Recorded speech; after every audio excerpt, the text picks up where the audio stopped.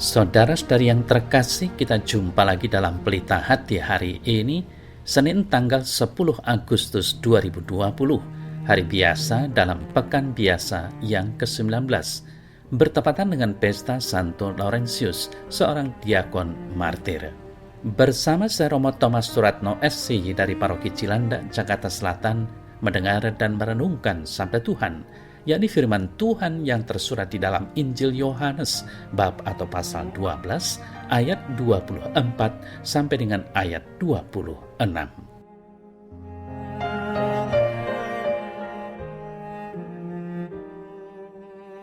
Aku berkata kepadamu, sesungguhnya jikalau biji gandum tidak jatuh ke dalam tanah dan mati, ia tetap satu biji saja.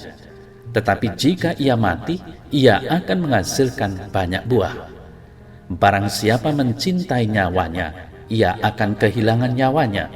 Tetapi barang siapa tidak mencintai nyawanya di dunia ini, ia akan memeliharanya untuk hidup yang kekal. Barang siapa melayani aku, ia harus mengikut aku.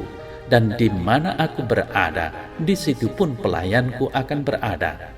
Barang siapa melayani aku, ia akan dihormati Bapa.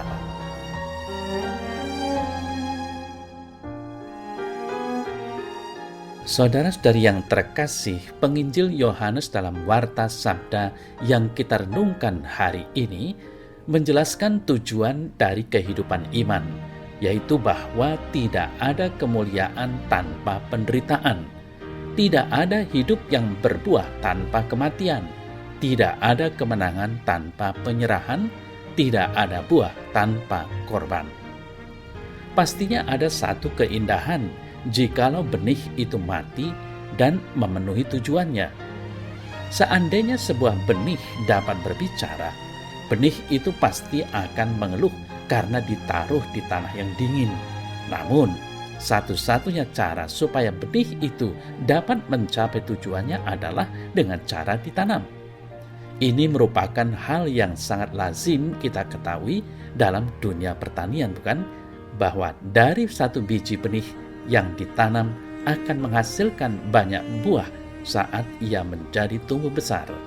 Sebab biji tidak akan efektif dan berguna jika tetap disimpan saja seperti apa adanya. Hanya saat ia dilemparkan di tanah yang dingin, ditanam dalam tanah, maka lama-kelamaan ia akan bertumbuh dan berbuah. Saudara-saudari yang terkasih, hanya dengan mengorbankan hidup, orang akan mendapatkan hidup itu.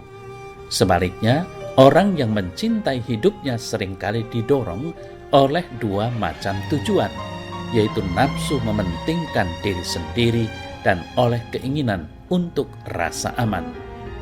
Dari sini kita mendapatkan satu pemahaman bahwa orang perlu membiarkan diri untuk ditanam seperti gandum di dalam tanah, menanggalkan kepentingan diri dan mau untuk menjadi pribadi yang menghasilkan buah. Menanggalkan kepentingan diri berarti mau untuk berkorban, mau untuk berbagi kehidupan. Pada titik ini kasih yang sesungguhnya nampak. Saudara-saudari yang terkasih, Santo Laurentius telah meneladani Yesus Sang Guru dan rela ditanam, tetapi ia menghasilkan sukacita iman yang mendalam, yaitu menghasilkan buah yang berlimpah. Dalam riwayat singkatnya dikisahkan demikian, Laurentius termasuk salah satu dari ketujuh diakon agung yang bekerja membantu Sri Paus di Roma. Oleh Paus Sixtus II, Laurentius ditugaskan mengurus harta kekayaan gereja dan membagi-bagikan derma kepada para fakir miskin di seluruh kota Roma. Ia juga melayani Sri Paus dalam setiap upacara keagamaan.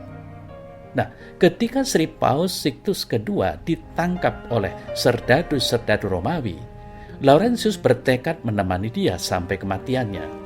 Kepada Paus ia berkata, "Aku akan menyertaimu kemana saja engkau pergi." Tidaklah pantas seorang imam agung Kristus pergi tanpa didampingi diakonnya. Sixtus terharu mendengar kata-kata Laurentius itu.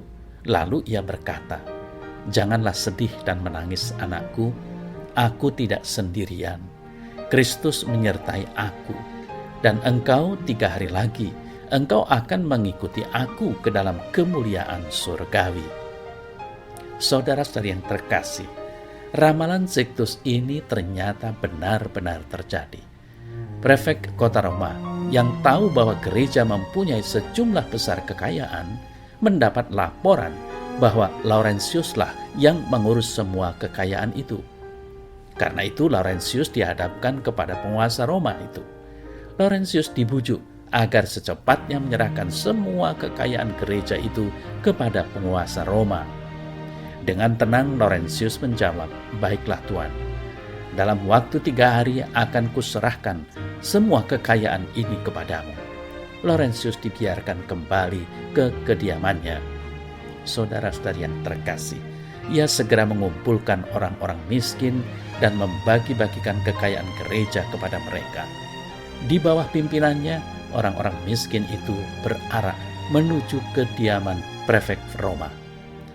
Kepada penguasa Roma itu, Laurentius berkata, "Tuanku, inilah harta kekayaan gereja yang saya jaga. Terimalah dan peliharalah mereka dengan sebaik-baiknya." Tindakan dan kata-kata Laurentius ini, saudara-saudara yang terkasih, dianggap sebagai suatu olokan dan penghinaan terhadap penguasa Roma. Karena itu ia ditangkap dan dipanggang hidup-hidup di atas terali besi yang panas membara. Laurentius tidak gentar sedikit pun menghadapi hukuman ini. Setelah separuh badannya bagian bawah hangus terbakar, ia meminta supaya badannya dibalik sehingga seluruhnya bisa hangus terbakar. "Sebelah bawah sudah hangus, baliklah badanku agar seluruhnya hangus," katanya dengan sinis kepada para algojo yang menyiksanya. Laurentius akhirnya menghembuskan nafasnya di atas pemanggangan itu sebagai seorang kesatria Kristus. Saudara-saudari yang terkasih, kisah kemartirannya kita ketahui dari tulisan-tulisan Santo Agustinus. Di sana dikatakan bahwa orang-orang yang berdoa dengan perantaraan Laurentius terkabul doanya. Karunia-karunia kecil diberikan kepada orang-orang yang berdoa dengan perantaraan Laurentius, supaya mereka terdorong untuk memohon karunia yang lebih besar, yakni cinta kasih kepada sesama dan kesetiaan kepada Kristus. Demikian kata Santo Agustinus dalam salah satu tulisannya.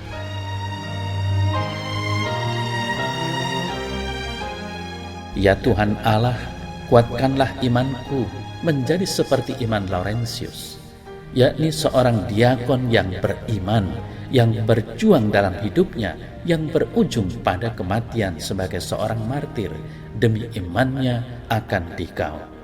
Amin.